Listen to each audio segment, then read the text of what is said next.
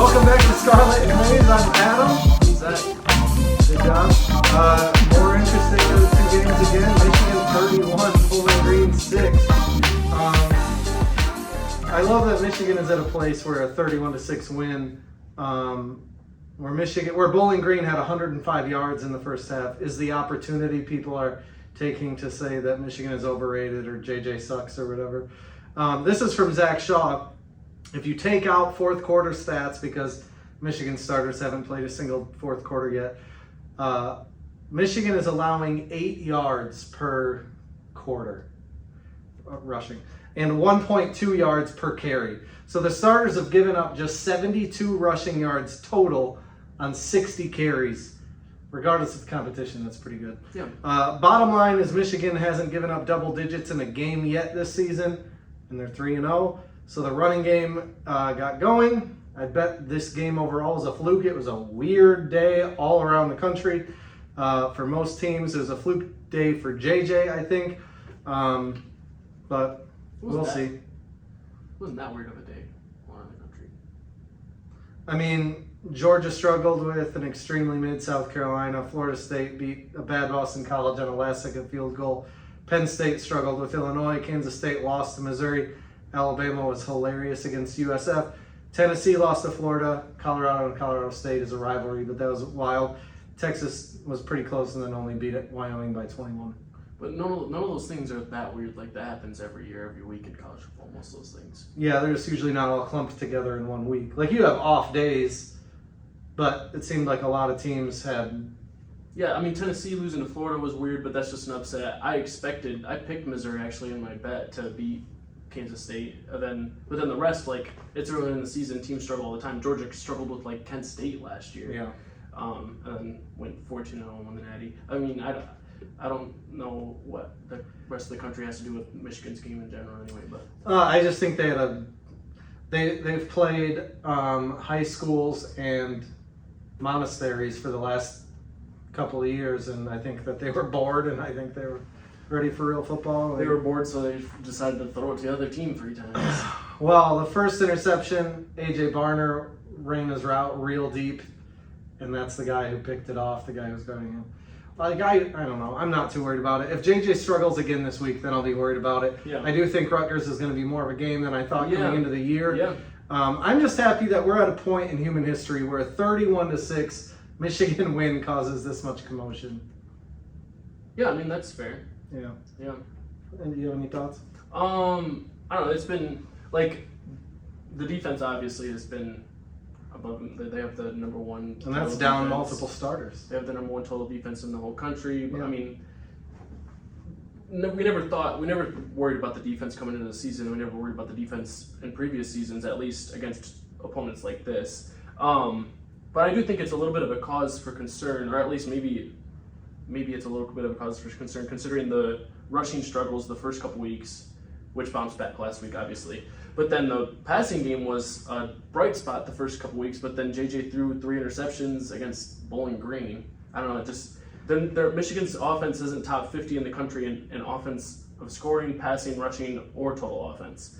And it's against really bad opponents, like you said, high school teams and monasteries. And so I don't know, like, I just feel like it might be a little bit of a cause for concern, the offensive struggles against, especially teams like this. The running game, they hadn't run power in the first 2 games. They ran a lot of power, which is what they've done the last 2 years. That's where they've had their success. It was like they were dicking around with some other concepts, and then this game they're like, all right, we're going to run the ball, and they ran the ball really well. But the interceptions, too, I think were kind of fluky. Like the tight end runs too deep a route, like that can be fixed. The last one was he was trying to force a play to a tight end and just overthrew it. Whatever. I don't know. The one, it looked like he was just trying to throw it away. That's what he said, next time I'll just throw it away, but he was trying to go to Colston Loveland. Yeah, gotcha. I don't know, but also, if it was a 31, like if it was a close game, if it was a different opponent, who knows how he would have played. But I don't know, I just felt like he, maybe it got into his head that he was completing 87% of his passes or whatever. He got a little too confident, got a little too lax, and this is the smack in the face he needs to get focused again a little bit, maybe. Maybe. Well, I mean, so again, I think this week will tell us if this was a fluke or if it's like, oh, okay, maybe we should calm down a little bit. I almost wonder if you said that they ran more power this week compared to weeks before. I Yeah. almost wonder if the formations they were running the first 2 weeks set up the pass better, but then the run game hurts from it. So then they tried to go back to the power offense, but then now it seems like the passing game hurt from it. Yeah, I don't know. So maybe. Could be. Ohio State 63, Western Kentucky 10. Even this one late into the second. Yeah, well, I was late. texting you halfway joking, but In the middle of the second quarter was 14-10, and then by the end of the quarter it was they rattled 35. off a few. It was, Yeah, it was 35-10. Yeah. I was like, oh, I'm gonna watch this whole thing, and then I was like, I'm gonna turn it off. Yeah. Whatever. But 63-10. You have any thoughts? Yeah, I mean, I love what I see from Ohio State's defense as well. They're towards the top nationally in a lot of categories, and the defense feels more aggressive, not necessarily in play calling, but just the way that they're swarming to the ball and the way they've been hitting really hard. The last 2 weeks they've forged 5 fumbles, and that was against a Western Kentucky team that doesn't turn the ball over a ton. They have a 6-year veteran quarterback, and Western Kentucky's been one of the better teams in turnover differential the last couple of years.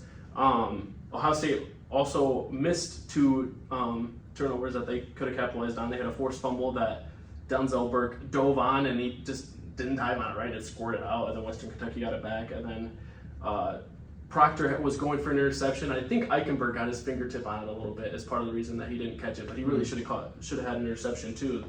The defense is just playing really well, turning the ball over and getting stops. And I really love what I'm seeing from the secondary. Like, teams aren't really trying them deep at all anymore, and just like the footwork, I've said that last week, but like the footwork and all that and the technique just looks light years better at this point this year compared to last year. And I'm just really excited to see what the defense does against. I mean, the defense is better at this point this year than it was last year, but they also didn't play any stellar offenses until Michigan and Georgia, and the defense didn't look great against those teams. So we don't really know. I mean, I think we'll know more this weekend against Notre Dame with the first real quarterback they play. Yeah. Yeah. So, but yeah, I really liked. So Jack Sawyer and JTT had been kind of getting knocked a little bit by a lot of Michigan fans I've been hearing. They were like, "Where are these guys at? Where are these guys at?" And because they were really highly recruited, top 5 guys, both in the same class, and they didn't have any sacks, but they were both named to the PFF all-week team or whatever. So they both had really good weeks as far as they had like 13 or 14 pressures combined and a really high grade for their positions. And so I like to see that from them. They have a tough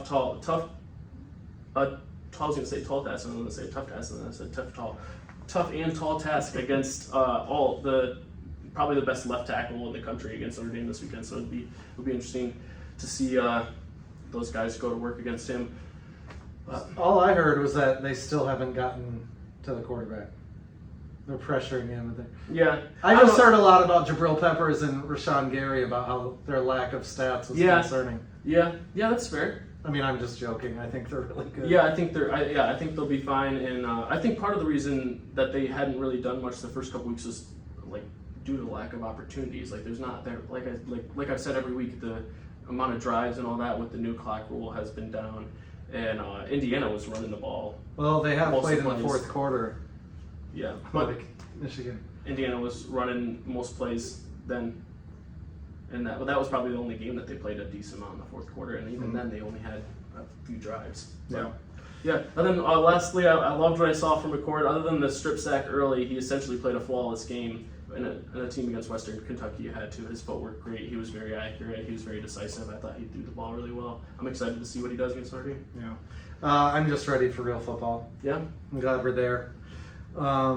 Scott and May's picks. We have the first undefeated week in show history, but it's not a perfect week because you got the bonus point for the game of the week. But I was 13-0. I'm 27-3 overall. That's 90%. I didn't look up JJ's overall percentage, but I'm pretty sure I passed him. Yep. You're 12-2 this week. 25-7 overall. It's 78%. That's not bad. What's more impressive about the 13-0 is most of those games were non-conference, so there was more games than there will be than the upcoming weeks to pick. That's true. Yeah. Thank you. A couple of viewer questions. What is a realistic record for Colorado for the rest of the year? I think 9-3. 9-3. They're obviously really good, but I still think the Pac-12. This is, of course, of all years, when the year that they're dying, they have a stacked conference, and it really hurts them that they won't have Travis Hunter for the next 3 weeks in a stretch where they play Oregon and USC. So I think 3 losses is realistic. Even if they win one of those 2 games, they could drop a couple to Washington State. Well, especially with Travis Hunter out the next couple games. Yeah, that sucks. Yeah, that's fun. I also picked them at 9-3. They only have 3 more games the rest of the year that are at this point against unranked opponents. Wow, that's insane, and they've already played one against a ranked opponent. That's kind of crazy. I think they'll lose the next 2. I would love if they won one of them. And then I think that they'll lose at Utah to finish the season 9-3. Yeah. Who should Michigan State target for their head coaching search? If I'm a Michigan State fan and all that, like the number 1 guy on the list, it's got to be Deion. I guess the same path. Mel Tucker only coached at Colorado for 1 year and then bounced, and then this is. I mean, it's obviously a way different guy because obviously Mel Tucker's gone now, but I think Deion is got to be number 1 on it, but he's got to be number 1 on everyone's list. Another name that makes sense is Narduzzi. Like, he's done well at Pitt, but I don't think he's one that would like get him to the point where even they would win the Big Ten. I don't even see them winning the Big Ten under him. I think what they would keep with Narduzzi is focusing on Michigan. Yeah, which is like. Mel Tucker didn't get that contract because he was doing well overall. Mel Tucker got that contract because they beat Michigan twice. Fun fact, Mel Tucker, Jim Harbaugh will always have a losing record against him. Yeah, I don't care. Yeah. I mean, Michigan won the Big Ten 1 year, and then Mel Tucker got fired in a very embarrassing fashion. Yeah. So.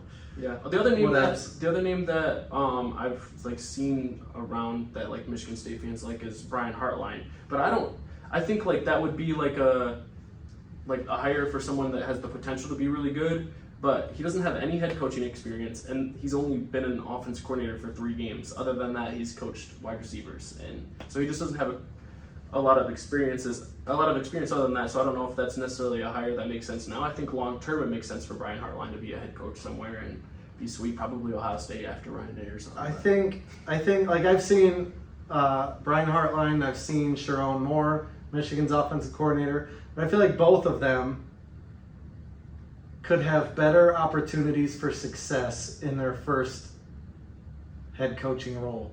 Yeah. Like, the conference is only getting harder next year. Right. You're going to start from probably scratch because once Mel Tucker is actually fired, the portal opens up immediately.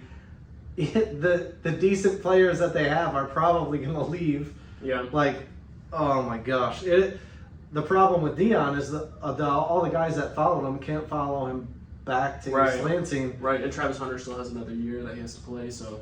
I mean, isn't Shiloh, he can't go pro yet, so he would still have a son in Colorado, or maybe he just, I don't know, who cares. But I'm not sure what you're saying. I think that it would be a reach for them to try to get Sharon Moore or Brian Hartline because they have such little experience. Even at the coordinator level. Yeah. So, like, I do think Sharon Moore will be a head coach. I don't know what Brian Hartline wants. I know Sharon Moore probably wants to be a head coach, and Michigan fans are hoping that he goes and then comes back once Harbaugh leaves eventually. But, I don't know. I just think it would be a reach at this point. Now, hypothetically, Jim Harbaugh leaves, Michigan promotes Sharon Moore. For the record, don't think it would be a reach. He's been in the program. It would be consistency. It would keep players there that may have otherwise left.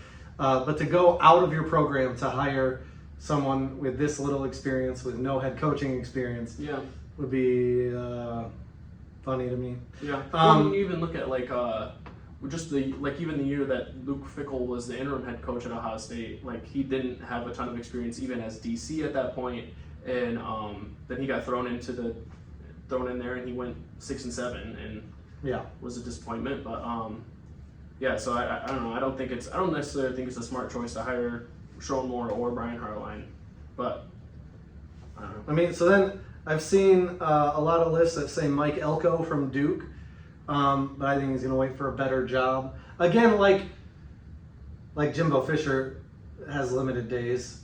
There are other top programs that might be on the like starting from scratch at a conference where it's about to get harder. I don't think would be an opportunity for someone who has other opportunities. Yeah. I would say that. Yeah, if they could go get Jimbo if he gets fired, I mean, that would be a solid hire. Also, like, Cliff Kingsbury, he's like in like a small role at this point, right? Like, Yeah. You could go get him. I don't know. yeah. I think that Jonathan Smith from Oregon State he's only had jobs on the West Coast. So I don't, like, he's been on the list too, but I don't know why he would leave. I think once their unrealistic options say no, like Urban Meyer, I've seen thrown out. Like, why would he even want to do that? Right. He's looking for a rebuild at this stage of life. Right. There are some women in some bars, so maybe he would, but probably not. I think that they should look at Lance Leopold from Kansas, but he's making $5 million a year. They'd probably want to keep him at Kansas. I don't know what MSU's budget is going to look like this time around, but maybe they could offer him a little raise at least. I still don't know if he would want to completely rebuild where he's being successful now.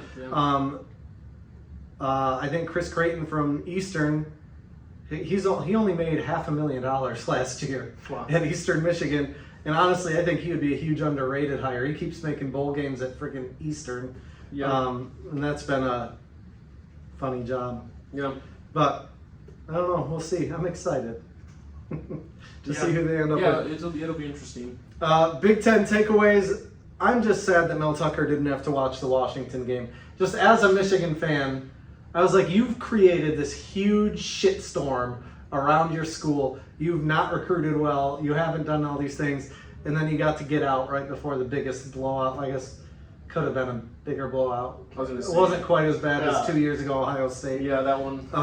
But like, here you are, and then you got to just dip before Michael Penix ruined them. I was at that game, and I thought it was so bizarre that, like, Washington had their starters in, like, most of the game, and they were trying to score a touchdown right before a half, up by, like, I don't even remember what the score was, but they were up like 28-3, I think, 28-0 or whatever, and they were just trying, and they got their one wide receiver hurt. I don't know, I haven't seen anything like if he's fine or not, but I didn't see him the rest of the game, and he's one of their best wide receivers. When they did the fake kneel down, I was like, why are you kneeling? There's still a minute left. And then they faked it, and I was like, oh, thank God. Yeah, that was weird too, just a fake fun. kneel, like, what?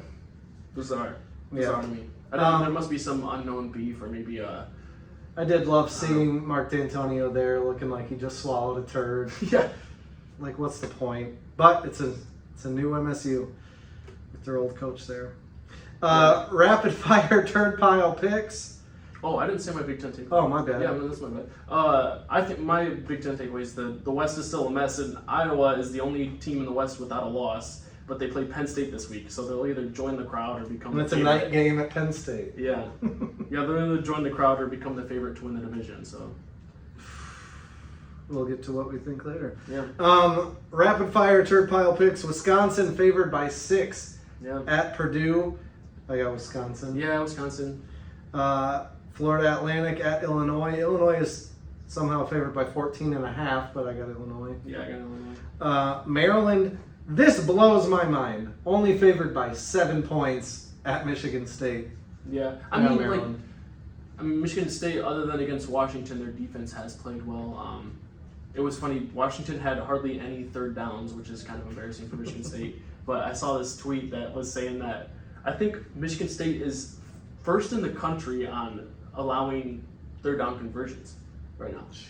But I mean, Washington probably didn't even attempt hardly any third downs.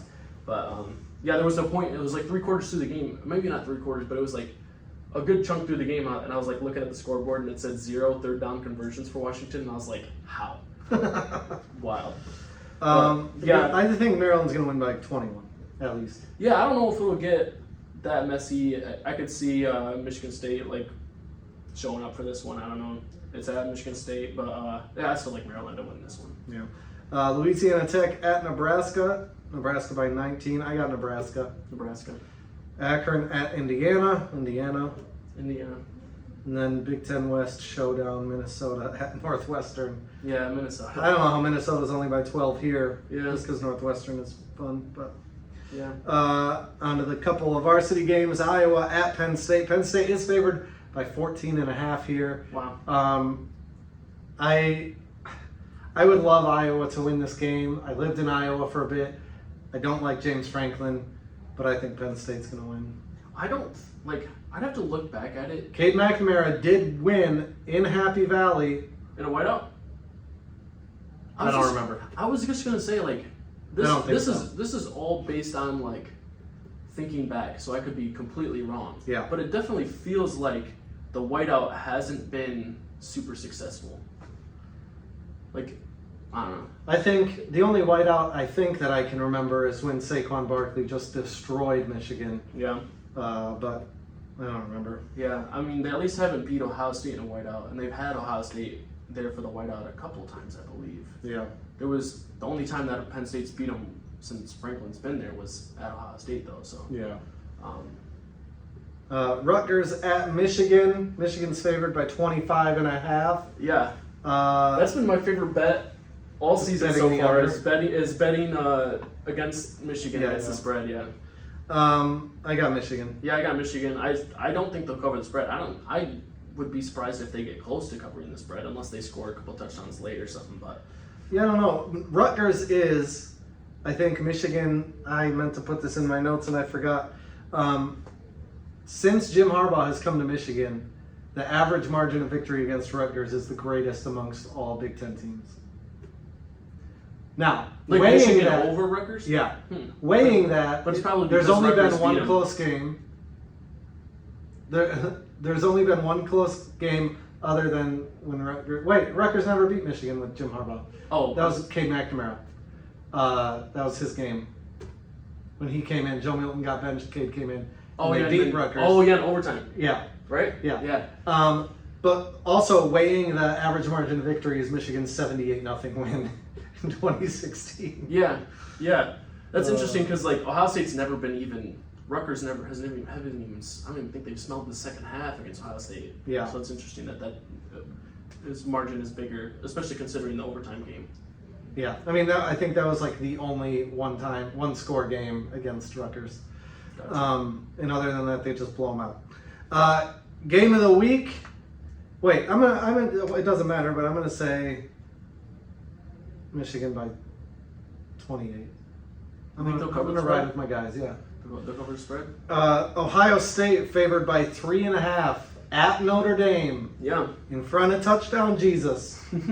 What do you got? See, I mean, you look at they've got I forget his name. I should have wrote it down. I rushed my notes, but they've got a really good corner. That's probably their best player on defense. They've got the really good tackle. That's their best player on offense. And I think that both those guys are a wash. And I think that will be the biggest factor in this game. That guy covering Marvin Harrison Jr., he's not going to win every time. He might cover him really well and impress some scouts or something, but he's not going to win every time. And even if he does win every time, you've got other guys to throw to.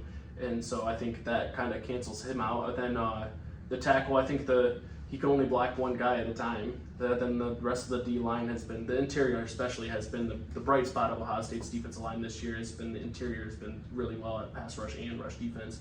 And so I think that basically is a wash too. I think Ohio State could really dominate this game. I think it could get out of hand, but I could also see Notre Dame keeping it close, especially with Hartman being such a good quarterback. But I think Ohio State wins by 10. Dang. I want to pick Notre Dame. Notre Dame hasn't beat Ohio State since 1937. Well, how many times have they played? I don't know, like 6. Yeah. They played 3 times in the last 15 years, I think. Right. I do think that.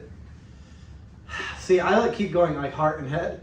I don't know which one to pick. Yeah. I Probably really want Notre Dame to win this game. I really want Notre Dame to expose the defense of Ohio State.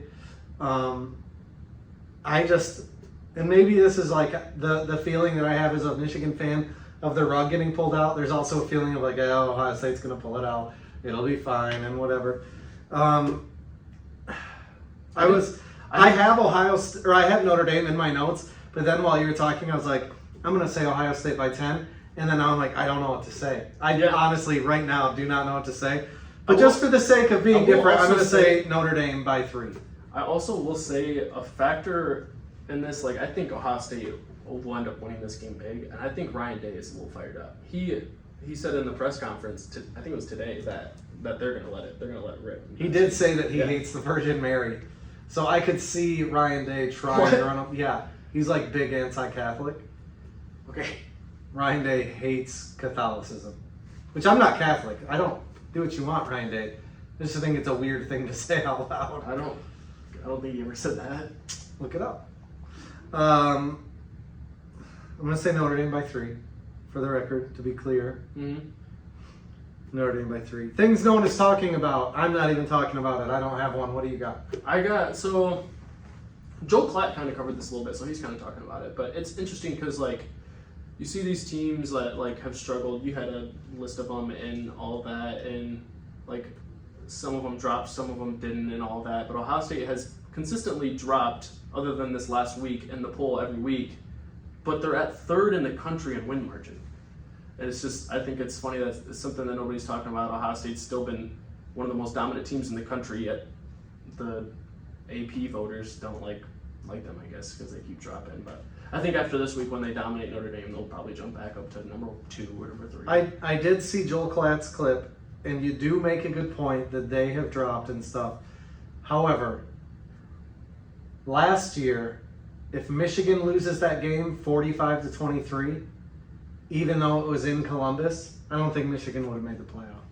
I don't know. So, like, he's saying Ohio State is held to a double standard, but I think they get held to a double standard in a beneficial way for them sometimes too. It goes both ways for sure, and I think I don't know if Michigan's a good example of that. And maybe if it was Michigan State, like, I think Michigan still gets in the playoff last year. Who are they going to put them in over them if Ohio State beat them in a close one? Who are they going to put? It wasn't a close one.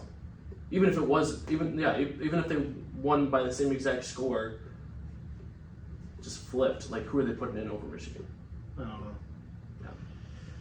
The NCAA sucks, is all I'm saying, Zach. Yeah, it doesn't. Yeah. Tweet of the week. You don't got one. Yeah, I don't have one. Mine is in a response to a tweet with an interview of Urban Meyer with the old finger sniffer criticizing Michigan's schedule. Scott Bell says, anxiously awaiting Urban Meyer's thoughts next year when Ohio State plays Southern Miss, Western Michigan, and Marshall, while Michigan takes on Texas, among others. They were scheduled to play Washington next season, but now Washington is in the conference. I'm glad you said that, because congrats on playing Notre Dame this season, though. Michigan would have loved to, too, if the Irish weren't scared. Because Notre Dame was supposed to be playing Michigan, and Notre Dame is the one that backed out of that. I didn't bring up Notre Dame. They're supposed to be playing Notre Dame this year or next year? Michigan was supposed to have it was ongoing. Oh, so like they backed out. Yeah, I knew and they backed that. I thought they were like scheduled another game and they backed out. No. They haven't been playing them for like 10 years now, right? It hasn't been that long. It was 2018, I think they played. It feels like it's been longer than that. That's Shea Patterson was the quarterback. Wow. Michigan won by a lot. Yeah. Yeah. No, but then talk about next year when Ohio State plays their non-conference games against all those. But then look at the years after that when Ohio State plays. They have a home and away with Texas, Georgia, Bama. I mean, 2 years ago, Michigan played Washington and it wasn't good enough. Like, Washington wasn't as good as they are right now. I'm just saying there's been 2 years where Michigan has a down out of conference, and it's the story for I think old butt kicker. No, I don't know. I think I think it's hard to schedule non-conference games. It's hard. Other teams, whether it's your own team or the other team, back out pretty often, and I think they're scheduled so far in advance. Like, Ohio State has non-conference games scheduled in the 2030s. Yeah. I think they have one. I think they play Alabama in 2030 or maybe Georgia. Yeah. And I think Michigan has a few of those too. But then it's like, this isn't even going to happen. Why even put this out there? Right. Well, I mean, I could see it happening. Like, most of the time they do happen. Like, if we're but with the changing landscape, why would right. Right. Well, and I think with the changing landscape, I think it almost encourages to play tougher games. I think it that's the theory right now, but Also, the conference games are getting harder. Yeah. So more teams might have more losses. So even if it starts out that way, I think teams are going to end up going the SEC route anyways and playing nobodies as long as they can. Yeah. Yeah. That's the thing too, is even like Alabama doesn't look good right now, and Nick Saban probably won't be their head coach by 2030. Yeah. He's getting pretty old. I mean, maybe he will still be there, and maybe he'll have them where he's had him the last few years. But yeah, so like even that game, like they could play Bama in 2030, and it could be like when Michigan played Washington a few years ago, where it wasn't really that big of a game. Yeah. But then now Washington's sweet, and Michigan plays nobody. Yeah. Yeah. I think the schedule thing is done. I think a lot of things about this is stupid. Yeah. Are stupid. What did you think? This is off script. This is a random question. I saw that the Mountain West and the Pac-12 were in discussions for doing the. I was gonna look into if that's actually real, and I wasn't able to. Yeah, I don't know how real it is, but what do you think of that idea in general? Of like how is it? I think worded? it's fun. The different like how do they word it? Relegation. Yeah, relegation. Like a soccer thing. Yeah. Yeah, I think it's fine. Yeah. Like, I mean, does Indiana belong? No. Right. Does Northwestern really belong? No. Mm-mm. So.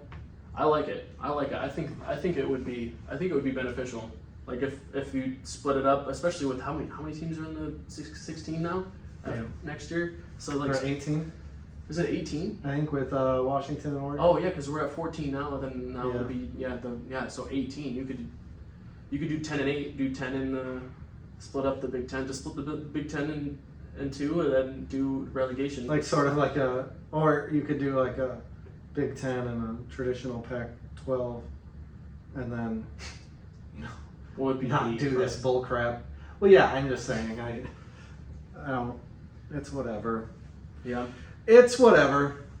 It is. I say I'm a traditionalist, but I wish things were the way they were when I was a kid. Yeah. So it's I'm not really. It's all opinions anyway. It's not Yeah. like any of what we're saying matters. Like it'll change anything.